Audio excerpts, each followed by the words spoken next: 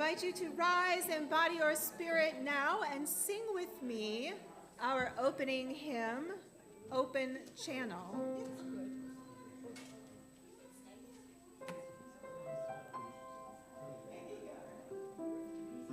We'll get those lyrics up soon, we hope.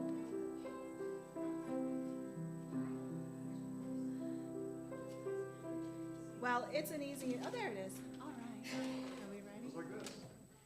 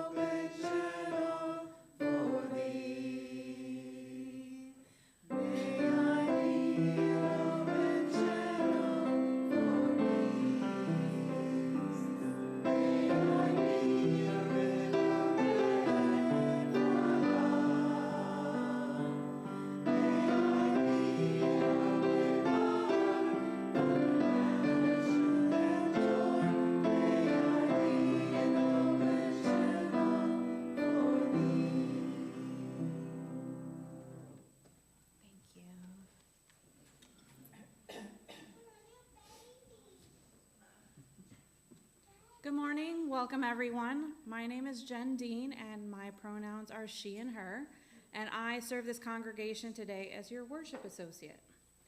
My opening words were written by Reverend Michelle Collins. Nurturing imagination. Come, let us gather in this sacred space where imagination is a soil rich with possibility. Let us plant seeds of wonder. Water them with curiosity, and tend them with community. May our minds open, our hearts awaken, and together may we nurture visions that grow beyond today. Come, let us worship and imagine anew.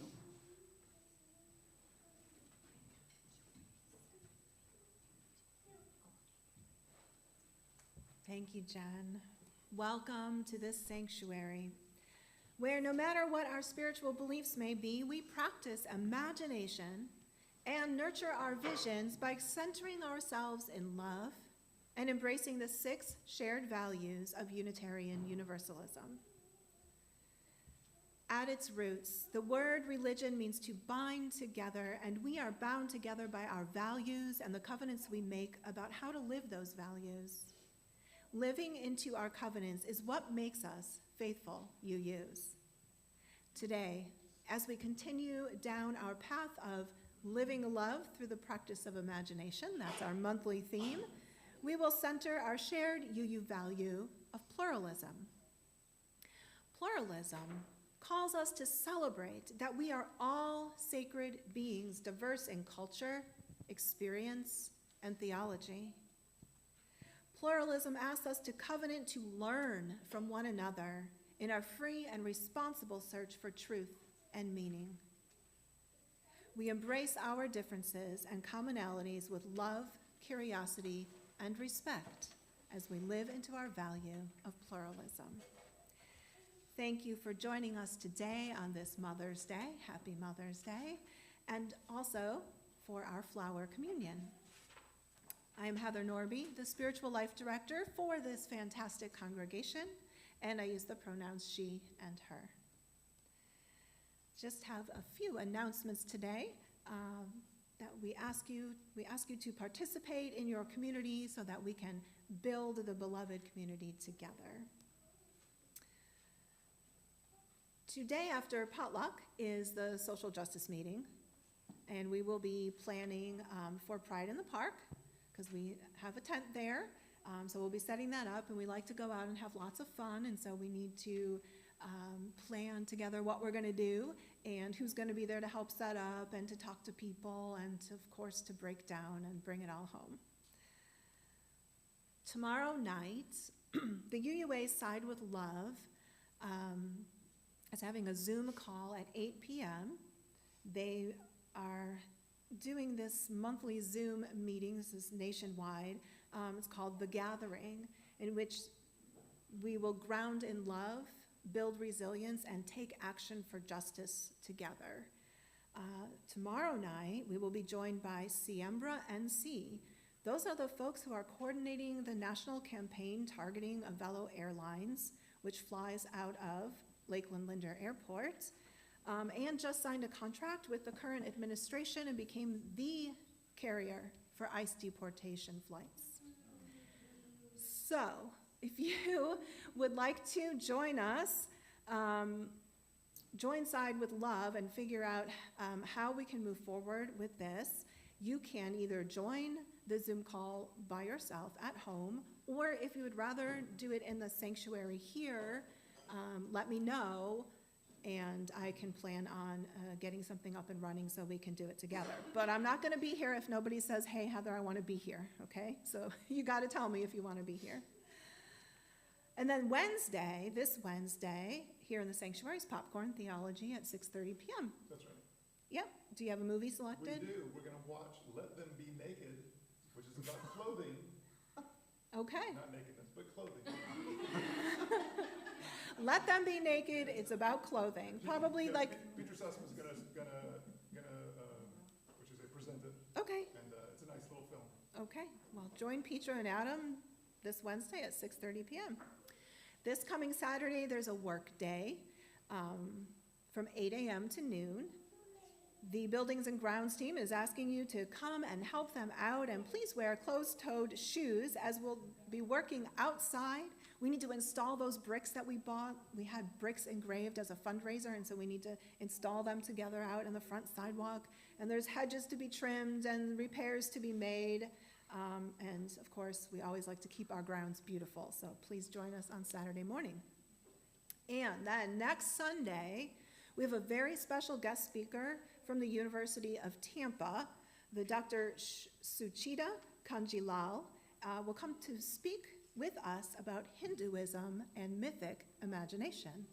So that ought to be a really special treat. And we can thank Crystal for finding her and bringing her in. Crystal, yes, she's out of town, but thank you, Crystal. And of course, please check the back of your order of service and our e-newsletter, which is published on Mondays for more information on what else is going on around here. And now let us create our sacred space by lighting our chalice on this Mother's Day morning.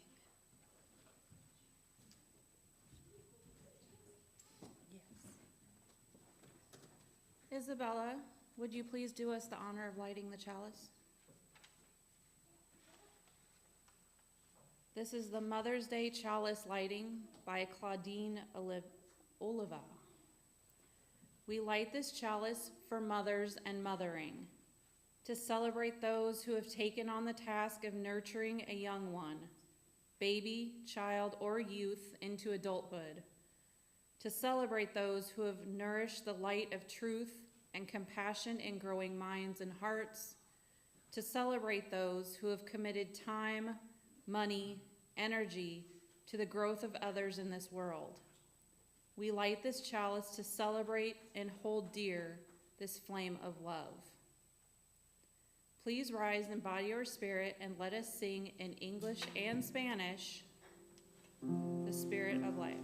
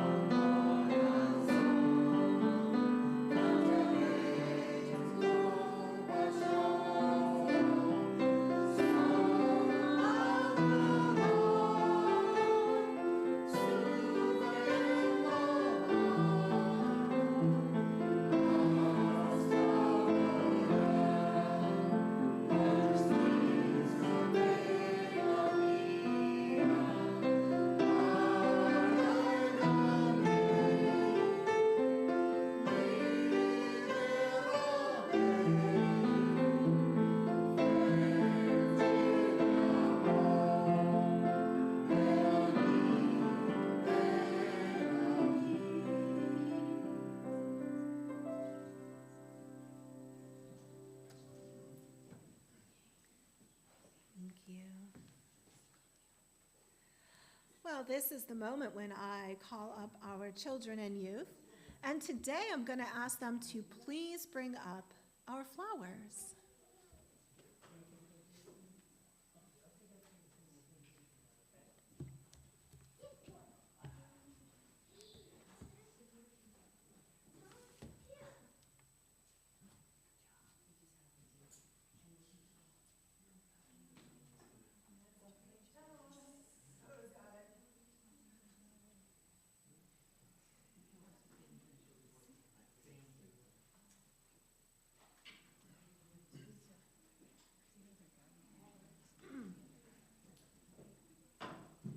Let's see. Oh, there we go. It is working. Well, good morning. Thank you so much for bringing our flowers up front. Aren't they pretty? Thank you. We have tall flowers. We have short flowers. We have pink and yellow, all kinds of different flowers, don't we? Do you know why we're doing flowers today? Because it's Mother's Day. Flowers are nice on Mother's Day. Why else are we doing flowers today? Anybody? Anybody? It's our flower communion. Do you remember our flower communion? You've been here long enough to remember flower communion, right? Yeah, we do flower communion every year. Do you know why? Celebrate flowers. What about flowers? The joy they bring. Sure. Okay. Well, I'm going to read you a story. And now it's the same story that I've read the past couple years, and so I think you might start to remember it as I read the story, okay? It's called Norbert's Lasting Idea. And it was written by Laurel Whitehouse. Norbert Chapek was born 155 years ago in June of 1870. He grew up in troubled times in Europe. During World War I, his safety was threatened because he spoke out against those who tried to restrict freedom of worship. So Norbert and his wife came to America, where Norbert discovered Unitarianism and became a Unitarian minister. Once the war ended, Reverend Norbert wanted to return to share his love of Unitarianism with the people of his country, which was now the newly created country of Czechoslovakia. Have you ever heard of Czechoslovakia before? Okay. Well, it's across the ocean over in Europe. Norbert returned to the city of Prague in 1921 and started a brand new church, which grew steadily as more and more people came to listen to Reverend Norbert's Unitarian sermons. The war had left many miseries and a hard life for the people of Prague. Families had been broken up, businesses had been ruined, and many of his congregates didn't have enough money to meet their needs. Unitarianism was new to Czechoslovakia, and the worship service was unlike ours today. There were no stories. Can you imagine no stories? And there was no music. What? And the sermons were very, very long. Doesn't that sound like fun? No, not for any of us. The church building was plain and cold in the bitter winters. Still, people came because they were eager for worship, spirituality, connection, and hope as they tried to rebuild their lives. Reverend Norbert knew that the people who came to hear his sermons were learning about Unitarianism and building a new faith together, but he also knew that the daily struggle continued to be 5 years after the war. He knew the wariness of the troubles and sadness they carried, and how his people yearned for a sense of connection and possibility. Are we learning about Unitarianism here? Yeah, we're all still learning, aren't we? And do we come because we're connected to each other? Yeah, that's really important. So we still come for some of the same reasons. he went for a walk along the river Vltava, which winds through Prague. And as he slowly crossed one of the many bridges over the river, he began to think about how to lift the spirits of his congregation. He wanted to help them have hope. Reverend Norbert saw a flower growing in the bare and scuffed earth near the edge of the river. The beauty and bravery of the little bloom lifted his spirits. He wanted to share that uplifted feeling with his congregation. But how? His church had no altar flowers or gardens around it. Reverend Norbert thought and thought as he walked, but he just didn't have any ideas about how to share the feeling that the flower had given him. So what kind of feeling does a flower give you? I don't know. Anybody? When you look at those flowers, what kind of feeling do you get?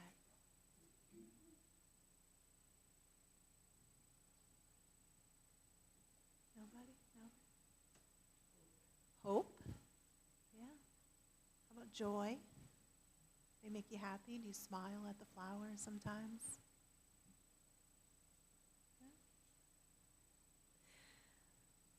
So Norbert came to a small child from his congregation who smiled at him and held out a flower for him to take. Reverend Norbert smiled back with a happy heart and realized in that moment how to spread this warm feeling with his church members. It was spring, and there were flowers growing everywhere in Prague, in the parks, along the river, even in the rubble still left from the war. Reverend Norbert spread the word to his congregation to bring a flower to the worship service that next Sunday. Everyone did show up with a flower. There were stems of white daisy-like chamomile, yellow many-petaled leopard's bane, the bright pink rockets of cyclamen, plump yellow clusters of primroses, fuzzy pink spires of hens and chicks, deep blue gentians, pinky purple pasquet flower, and of course many roses, which are the national flower of Czechoslovakia. Do we have any roses over here? Yep. Yeah, we do. So on June 4th, 1923, the day after Norbert's 53rd birthday, that plain church was bursting with colorful clusters of flowers, each uniquely beautiful. Short, tall, spiky, round, scented, and vibrant, and the uniquely beautiful faces of the congregants were also bursting with smiles of warmth and hope as they felt the powerful forces of growth and possibility in nature and each other. Look around, are people smiling? Smile, y'all. Look at all the smiling faces. Isn't that nice? That's beautiful. Reverend Norbert Japek called that feeling the hidden cry for harmony with the infinite that each person feels inside. At the end of the service that day, when they chose a flower to take home, those seeds of hope and harmony and fellowship went with them and began to grow in their hearts and their spirits. Okay, so for next year, when I say, how do you feel when you look at flowers? You'll say, I feel that hidden cry for harmony with the infinite. You'll remember that for sure, right? We can't be sure if that is exactly how the first Flower Celebration Sunday happened 102 years ago in Prague, but wouldn't we like it to be? So what was Norbert's idea? To do a flower communion, how come? Makes people happy. It gives them hope, right? We kind of need hope. We're kind of, there's a lot of parallels between today and what was going on then. And we need some hope, don't we? Yeah. So, I am going to invite all of you to take a flower before you go out, okay? If you're going to stay, you can wait to take a flower and you can get it with the grown-ups. But if you're going to go out and you need the big kids. All right, big kids, she needs you. Oh, yes, you got some planning to do. So go on out. Go on out, get your flower, and you're welcome to go on out. And you can drop a stone, too, if you want to.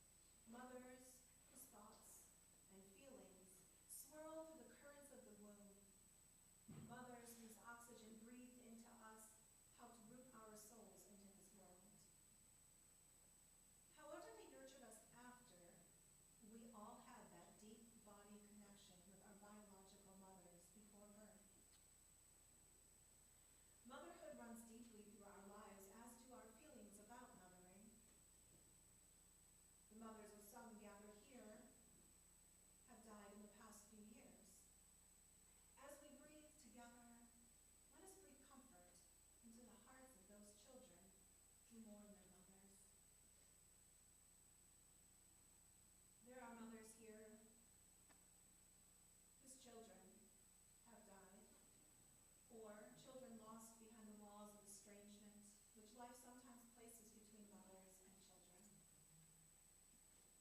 As we breathe together, let us breathe comfort into the hearts of those mothers who mourn their children.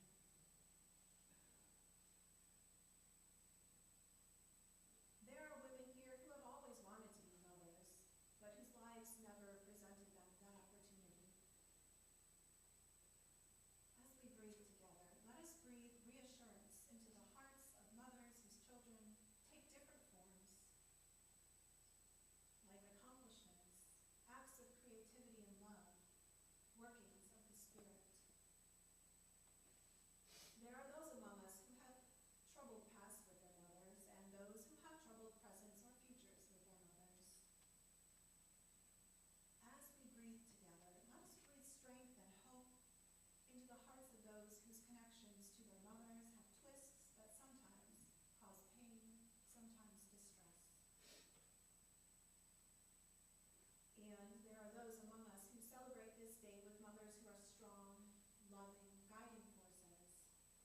Mothers who taught them to laugh, to sing, to cry, to think, to feel, to work, to play, to love, and to live. As we breathe together, let the breath of gladness and joy of motherhood at its best, and motherhood that nurtures in ways that often can't be seen, be breathed into us. Motherhood whose deep connections continue to feed our souls with the breath, the blood, and the loving currents of life. Amen, and may it be so.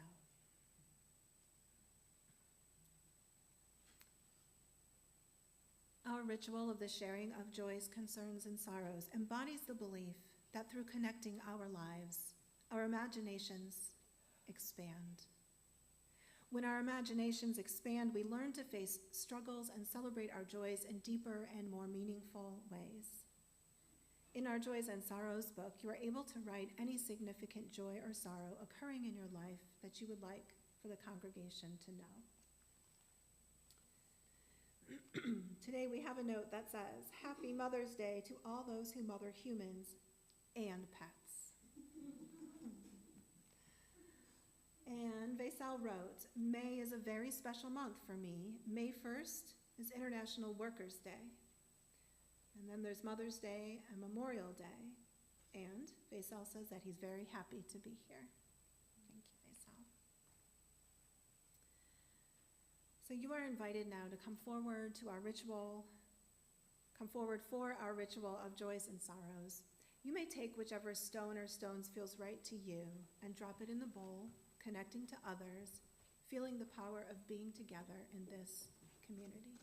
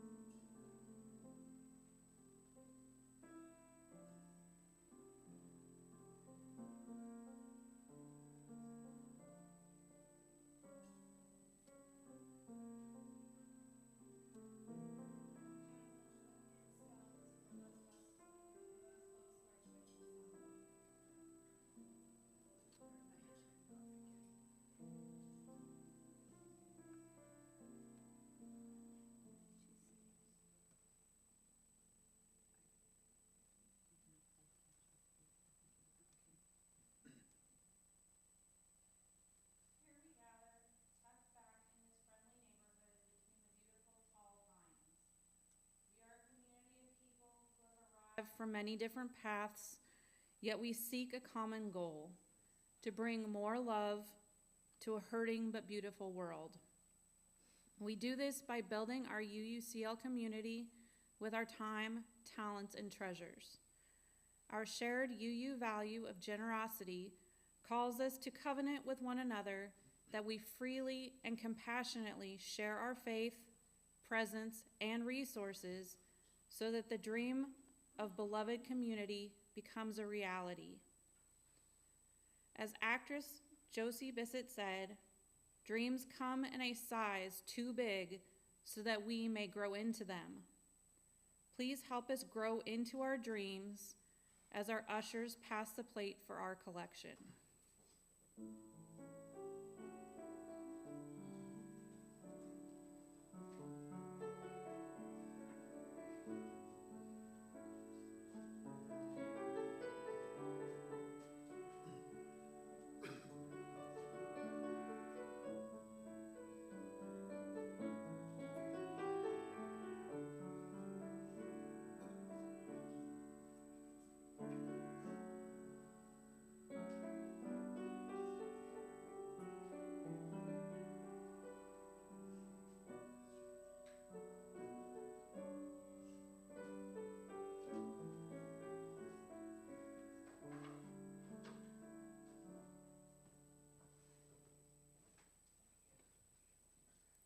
Thank you, everyone.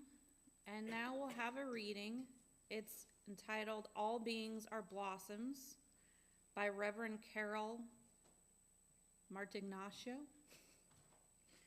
for the Flower Communion 100th anniversary.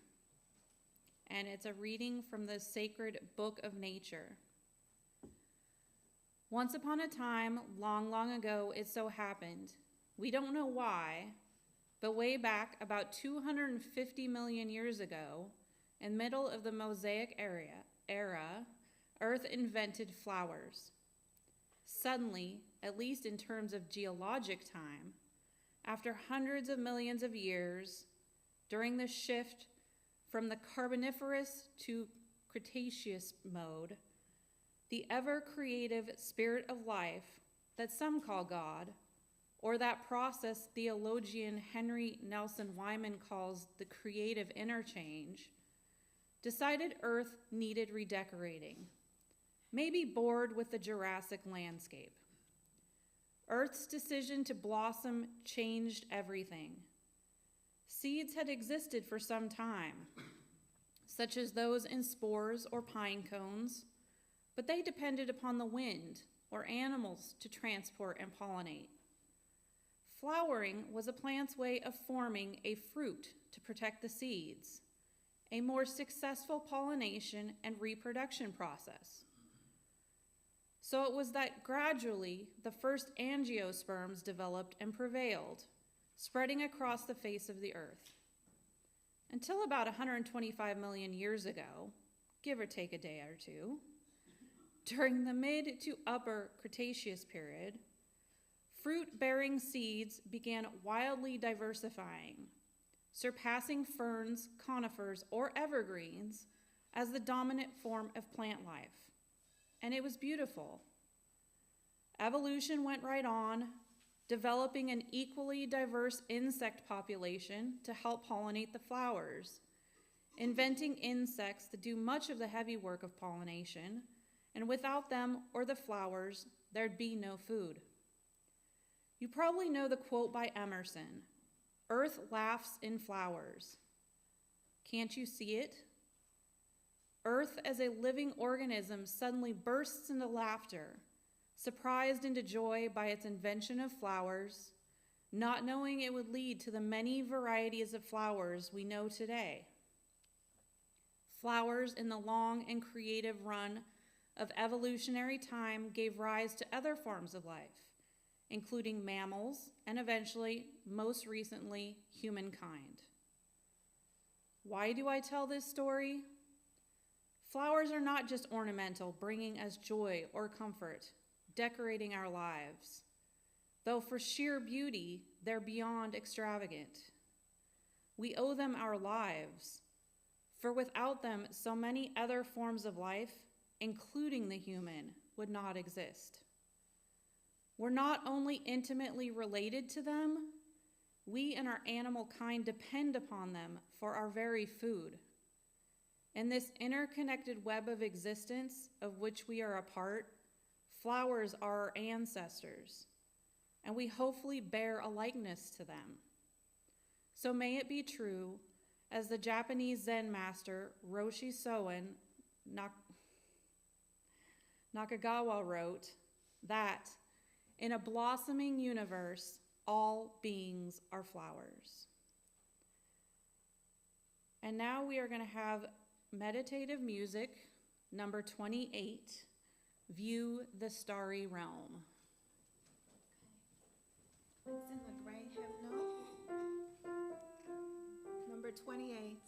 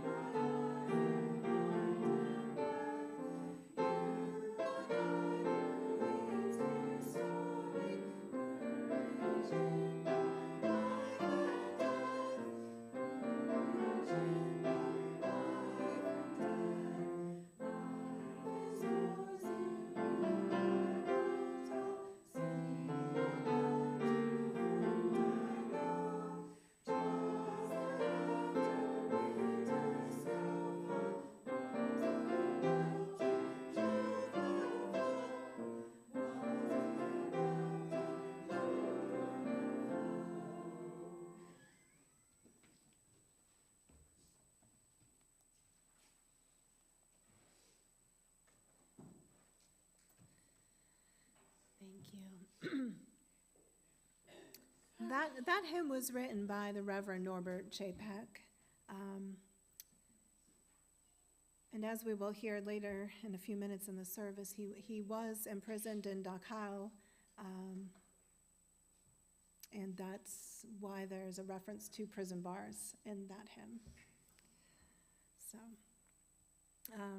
and I also would like to apologize. I seem to be losing my voice, and so I'm doing the best I can, but it's giving me some trouble today.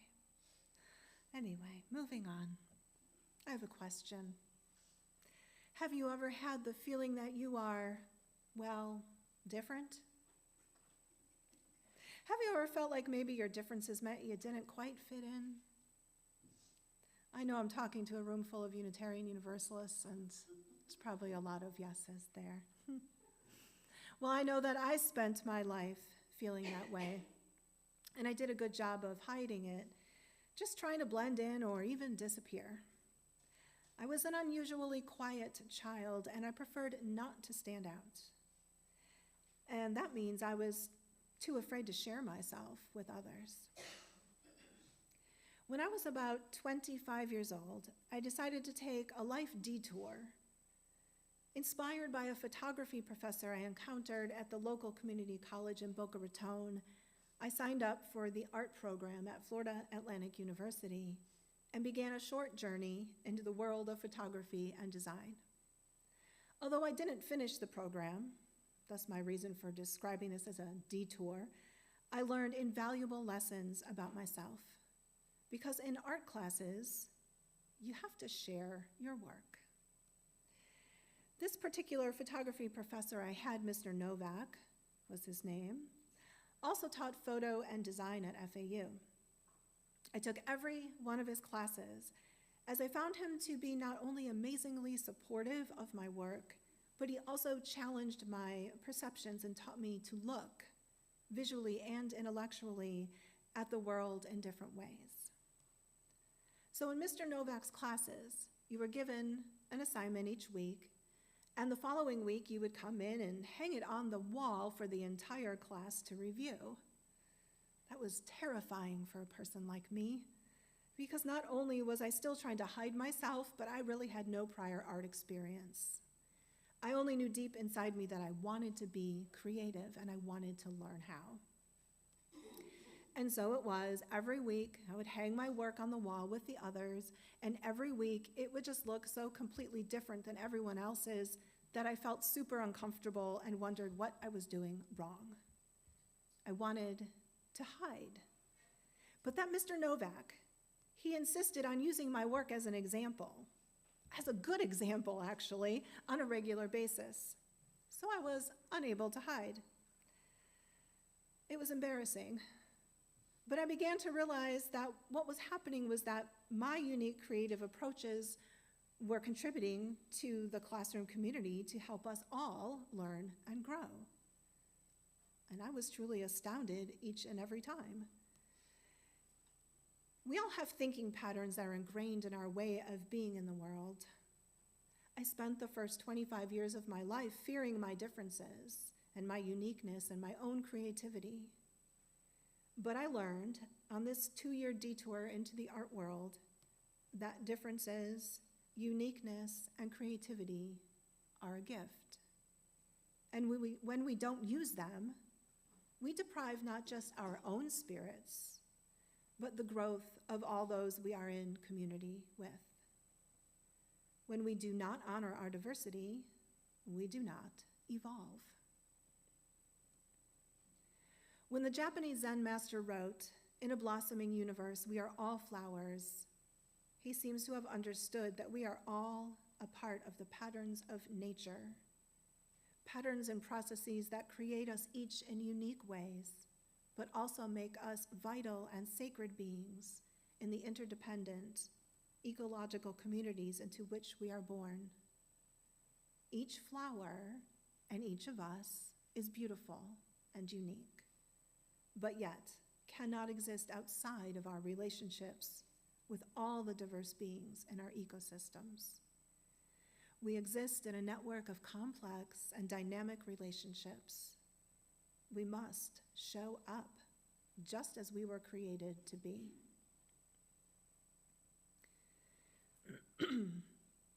Unitarian Universalism is a faith in which we recognize this.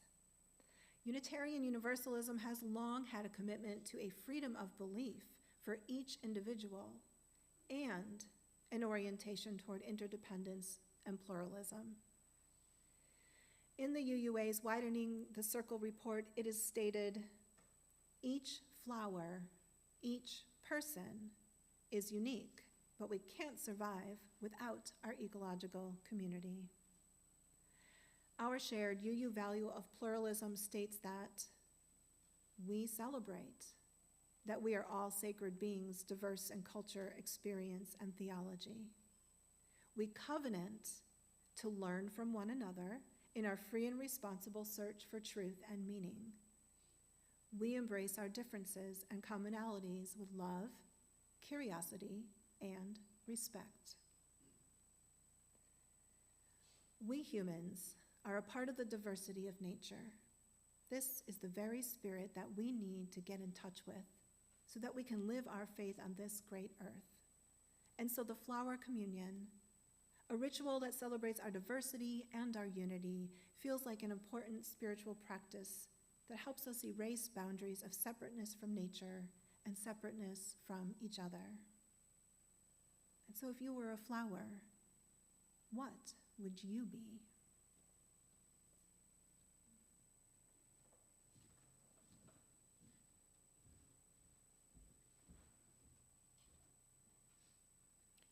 If I Were a Flower by Reverend Carol Martignaco.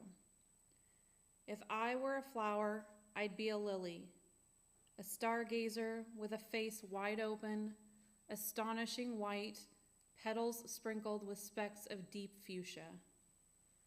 A bit showy, loving the attention of passers-by, I'd proudly claim my place in the sun, all day waving, on my tall, sturdy stalk, showing my colors. By night, even in sleep, I'd gladly open up my whole being to the distant light streaming toward me from the innumerable stars for which I am named. What about you?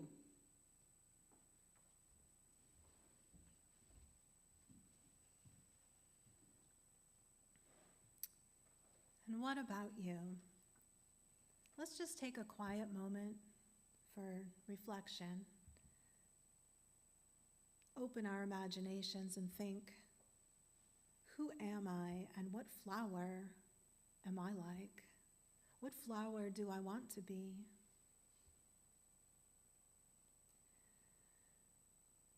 I ask you to consider when in your life did you notice your uniqueness? When did you embrace it?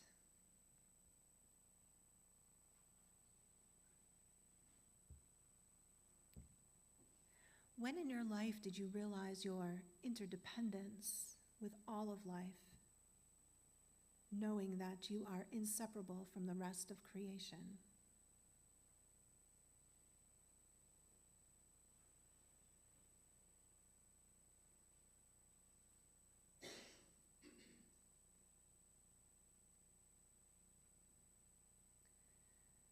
I ask you to consider how you will align with your unique self to be sure that you are on the best life path for you.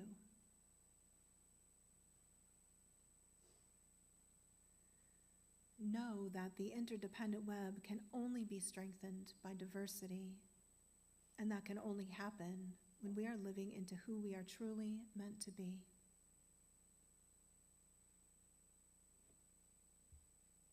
So what kind of flower are you? And how will you help us all to evolve?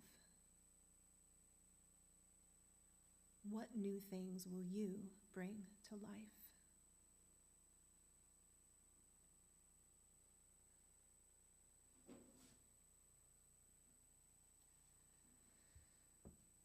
And let us begin our flower communion. During our moment for all ages today, we told the story of how the flower communion came to be. that it was birthed 102 years ago in Czechoslovakia by Unitarian minister Norbert Čapek. Inspired by all the beauty that existed around him, he created a spiritual practice, a ritual that has become near and dear to our Unitarian Universalist hearts. It honors the uniqueness of us all and the creation of a beautiful bouquet that symbolizes our community and our interconnectedness.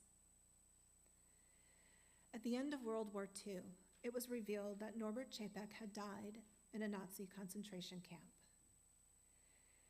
You see, on the 28th of March, 1941, Čapek and his daughter Zora, aged 29, were arrested by the Gestapo and taken to Pankrak prison. Zora was accused of listening to foreign broadcasts and distributing the content of some BBC transmissions. Čapek himself of listening to foreign broadcasts and of high treason. Several of his Unitarian sermons were cited as evidence of the latter charge. That hits really hard, especially this year. The appeals court found Čapek innocent of the treason charge, recommending that, given his age, the year between his arrest and the appeals trial be counted toward his jail time. The Gestapo, ignoring the court's recommendation, nonetheless sent Čapek to Dachau and Zora to forced labor in Germany. Čapek's name appears among prisoners sent on an invalid transport on October 12, 1942, to Hartheim Castle near Linz, Austria, where he died of poison gas. Čapek's life was taken by humans who failed to see that diversity, equity, and inclusion are the keys to strong, thriving, and lasting communities. They failed to know that pluralism is vital to evolution and new life. But Norbert Čapek understood the sacredness of all beings and the importance of our participation in creating a more beautiful world. This is obvious in his teachings, his hymns, and this flower communion ritual. And so today, in honor of Čapek, we participate in the flower communion again. When you entered the sanctuary, you were asked to put your flowers in the vase at the entrance. And after we consecrate the flowers, you will be asked to come forward and take a flower different than the one you brought. If you didn't bring one, you are still welcome to come up and take one. There's plenty. By exchanging flowers, we show our willingness to walk together in love and beauty as we search for truth by offering our different perspectives, and as we create a better way because of our differences. So whenever Dr. Čapek conducted his flower communion in Prague, he would say this proverb as he consecrated the flowers. And I ask you to please stand in body or spirit as I read his words.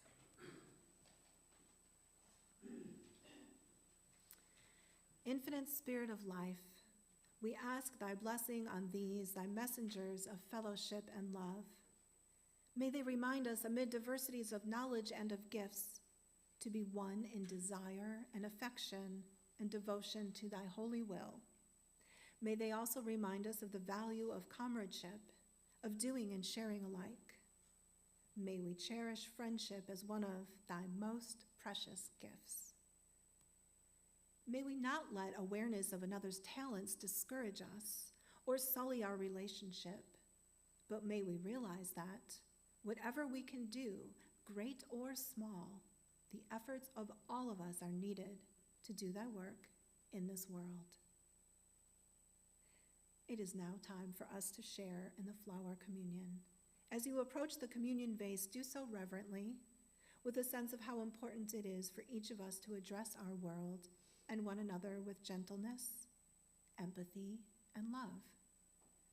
Select a flower different from the one you brought or didn't bring, and ask yourself, what different perspective does it bring to the table that you need to listen to? So I'll invite Adam up first, since I'm also going to ask Adam to please play some quiet music while we do this. So Adam, please select your flower and serenade us as we partake in our ritual. Thank you. And now you are welcome to come up and take a flower.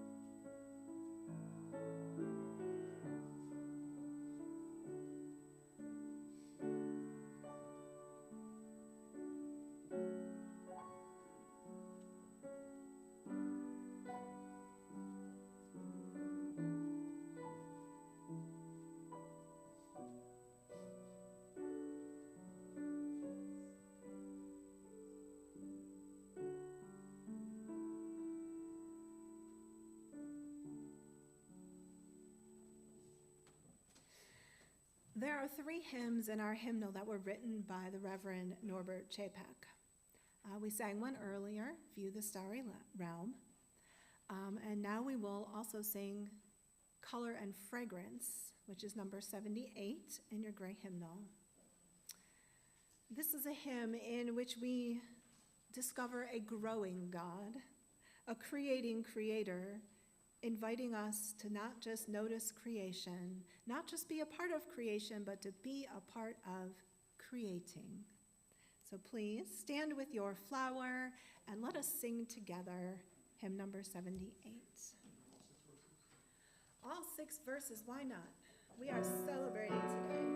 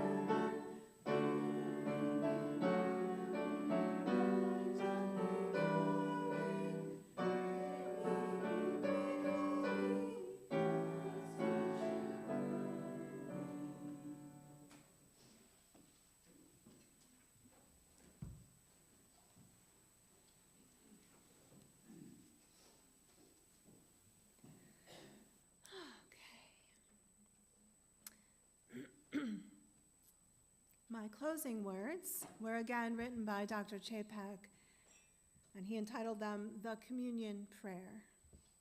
I have edited it to be inclusive. In the name of Providence, which implants in the seed the future of the tree and in the hearts of all the longing for people living in human love, in the name of the highest, in whom we move and who makes the mother, father, and all who parent, the siblings, friends, and neighbors what they are, in the name of sages and great religious leaders who sacrifice their lives to hasten the coming of peace and justice, let us renew our resolution, sincerely to be real siblings rooted in love, regardless of any kind of bar which estranges one from another. In this holy resolution, may we be strengthened, knowing that one Spirit, the Spirit of love, unites us, and may we endeavor for a more perfect and more joyful life. Amen. May we imagine it and make it so. For our closing song today, Tim will lead us or sing solo. If you'd like to sing along, you'll have to Google the lyrics, unless you know them by heart. This is Kermit's Rainbow Connection. And I won't be singing like Kermit. Why are there so many? No. Well, you could. Good, we like it. Really?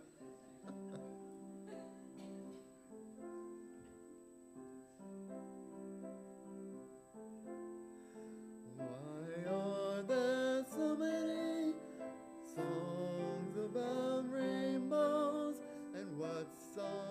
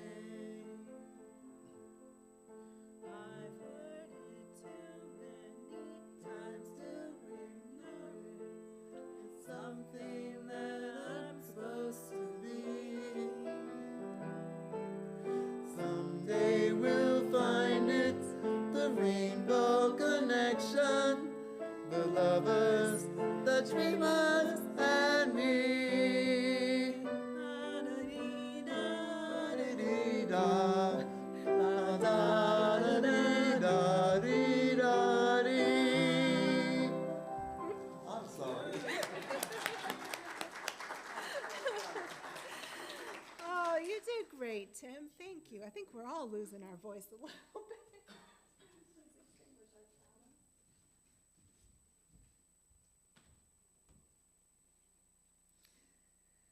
We extinguish this chalice, but not the light of truth, the warmth of love, or the fire of commitment.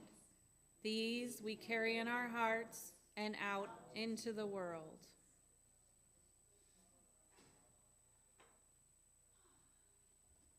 Go out into the world now with your unique flowers, remembering to share yourself with others because you are loved, you are worthy, and you are a blessing.